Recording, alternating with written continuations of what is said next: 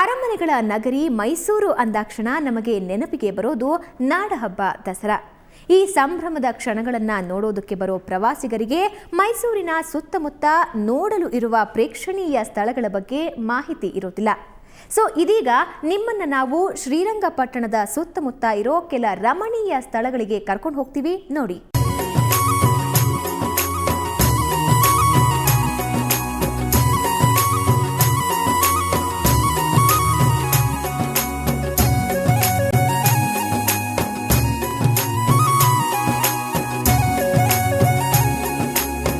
ಇವತ್ತು ನಿಮಗೆ ನಾವು ಮೈಸೂರಿನ ಸುತ್ತಮುತ್ತ ಇರತಕ್ಕಂಥ ಪ್ರೇಕ್ಷಣೀಯ ಸ್ಥಳಗಳ ಪರಿಚಯ ಮಾಡಿಕೊಡ್ತೀವಿ.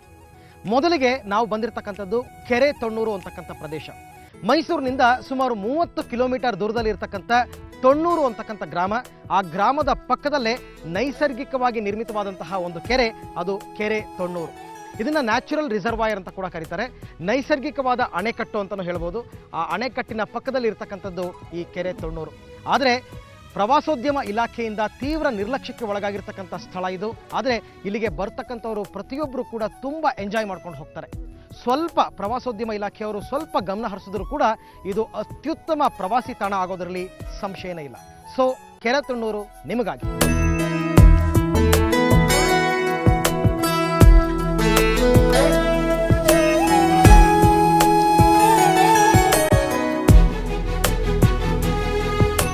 ಕೆರೆ ತೊಣ್ಣೂರು ಮೈಸೂರಿನಿಂದ ಕೇವಲ 30 ಕಿಲೋಮೀಟರ್ ಹಾಗೂ ಪಾಂಡವಪುರದಿಂದ ಕೇವಲ 30 ಕಿಲೋಮೀಟರ್ ದೂರದಲ್ಲಿರೋ ಪ್ರವಾಸಿ ತಾಣ. ಇದು ಕೆರೆಯೋ ಸರೋವರವೋ ಅಥವಾ ನದಿಯೋ ನೀವೇ ತೀರ್ಮಾನ ಮಾಡಿ. ಯಾಕೆ ಹೀಗೆ ಹೇಳ್ತಿದ್ದೀವಿ ಅಂದ್ರೆ ಒಂದು ತುದಿಯಿಂದ ಮತ್ತೊಂದು ತುದಿ ಇಲ್ಲಿ ನಿಮಗೆ ಕಾಣೋದೇ ಇಲ್ಲ.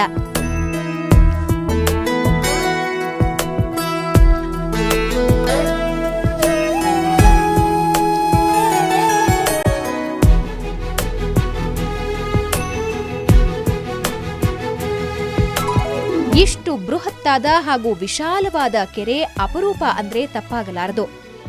ಇದನ್ನ ಒಂದು ರೀತಿ ನೈಸರ್ಗಿಕ ಅಣೆಕಟ್ಟು ಅಂದ್ರೆ ತಪ್ಪಾಗಲ್ಲ. ಯಾಕಂದ್ರೆ ಗುಡ್ಡಗಳೇ ಇಲ್ಲಿ ತಡೆಗೋಡೆ, ಸುತ್ತಲೂ ರಮಣೀಯ ದೃಶ್ಯ. ಆಹಾ, ನೋಡೋದಕ್ಕೆ 2 ಕಣ್ಣು ಸಾಲೋದಿಲ್ಲ. ಅಂದಹಾಗೆ ಪಾಂಡವರು ವನವಾಸದಲ್ಲಿ ಇದ್ದಾಗ ಈ ಕೆರೆಯಲ್ಲಿಯೇ ತುಪ್ಪ ಪ್ರದಾನ ಮಾಡ್ತಾ ಇದ್ರು ಅಂತಾರೆ ಇಲ್ಲಿನ ಜನ. ಪ್ರವಾಸೋದ್ಯಮ ಇಲಾಖೆಯ ನಿರ್ಲಕ್ಷ್ಯಕ್ಕೆ ಗುರಿಯಾಗಿರೋ ಈ ಪ್ರವಾಸಿ ತಾಣವನ್ನ ಇನ್ನೂ ಅಭಿವೃದ್ಧಿಪಡಿಸಬೇಕಿದೆ.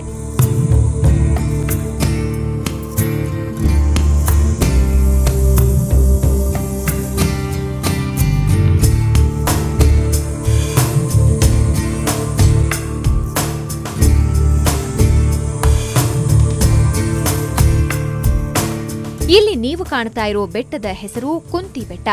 ಪಾಂಡವರು ತಾಯಿ ಸಮೇತ ಈ ಬೆಟ್ಟದಲ್ಲಿ ವಾಸ ಇದ್ರಂತೆ.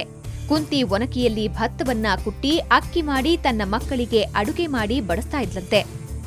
ಈ ಬೆಟ್ಟದ ತುತ್ತ ತುದಿಯಲ್ಲಿ ಕಲ್ಲಿನ ಒರಳು ಹಾಗೂ ಒನಕೆ ಇಂದಿಗೂ ಇದೆ. ಪಾಂಡವಪುರದ ಪಕ್ಕದಲ್ಲೇ ಇರೋ ಕುಂತಿ ಬೆಟ್ಟ ಒಂಥರ ಲವರ್ಸ್ ಫೇವರೇಟ್ ಸ್ಪಾಟ್. ಪ್ರೇಮಿಗಳು ಇಲ್ಲಿಗೆ ಹೇರಳವಾಗಿ ಬರ್ತಾರೆ. ಅಷ್ಟೇ ಅಲ್ಲ, ಮೈಸೂರಿನ ಸುತ್ತಮುತ್ತಲಿನ ಜನತೆಗೆ ಒಂದು ದಿನದ ಪಿಕ್ನಿಕ್ಗೆ ಇದು ಹೇಳಿ ಮಾಡಿಸಿದ ಜಾಗ. ಬೆಟ್ಟದ ಮೇಲಿಂದ ನೋಡಿದ್ರೆ ಮೈಸೂರಿನವರೆಗೂ ಕಣ್ಣು ಹಾಯಿಸಬಹುದು.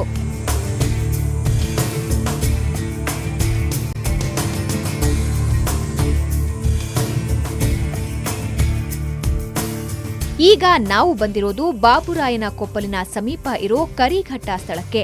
ನೋಡೋಕೆ ಚಿಕ್ಕ ಬೆಟ್ಟ ಅನಿಸಿದ್ರೂ ವಾಹನದಲ್ಲಿ ಈ ಬೆಟ್ಟ ಹತ್ತುವಾಗ ಗೊತ್ತಾಗತ್ತೆ ಇದು ಎಷ್ಟು ಕಡಿದಾಗಿದೆ ಅಂತ. ಬೈಕ್ನಲ್ಲಿ ಬಂದ್ರೆ ಒಂಥರ ಥ್ರಿಲ್ ಆಗತ್ತೆ. ಬೆಟ್ಟದ ಮೇಲೆ ಶ್ರೀ ವೆಂಕಟರಮಣ ಸ್ವಾಮಿ ದೇವಾಲಯವೂ ಇದೆ.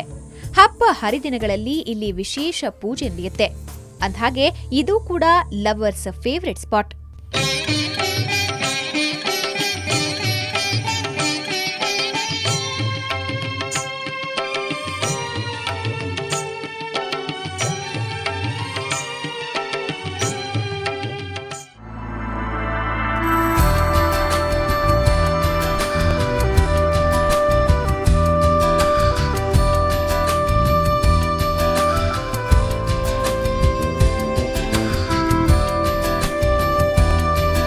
ಇದು ವಿಶ್ವವಿಖ್ಯಾತ ರಂಗನತಿಟ್ಟು ಪಕ್ಷಿಧಾಮ.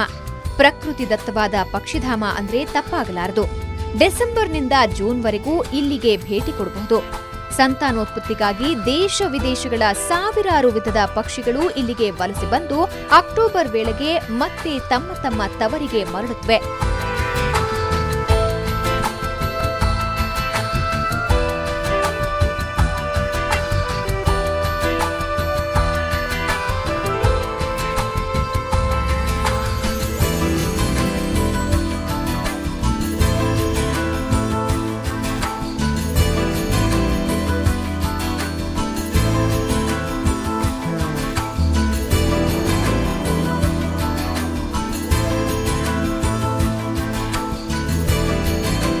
ಇಲ್ಲಿ ಬೋಟಿಂಗ್ ಸೌಲಭ್ಯವೂ ಕೂಡ ಇದೆ.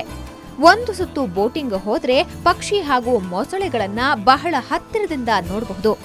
ಬೋಟ್ ನಡೆಸುವವರು ನಮಗೆ ಎಲ್ಲಾ ಪಕ್ಷಿಗಳ ಮಾಹಿತಿಯನ್ನು ಒದಗಿಸುತ್ತಾರೆ. ಜೊತೆಗೆ ಇಲ್ಲಿರುವ ಉದ್ಯಾನವನ ನಿಮ್ಮ ಮನಸೂರೆಗೊಳ್ಳೋದ್ರಲ್ಲಿ ಸಂದೇಹವಿಲ್ಲ.